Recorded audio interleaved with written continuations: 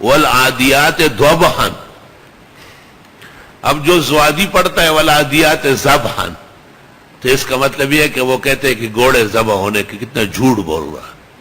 الگ تحقیق گھوڑا انسان کی طرح محترم ہے اور وہ ذبح نہیں ہوگا. والخیل والبغال والحمیر لترکبوها وزینہ. والخیل والبغال والحمیر، گھوڑے اور خچر اور گدے، یہ آپ کے لیے خوبصورتی ہے اور سواری ہے، یہ کھانے کے لیے نہیں ہے. ابن جنی نے کہا ہے آیت واضح ہے مذہب احناف میں کہ امام اعظم نے گھوڑے کے حلت اور اس کے ذبح کو منع کیا ہے. تو زوادی حقیقت میں قرآن کا محرف ہے.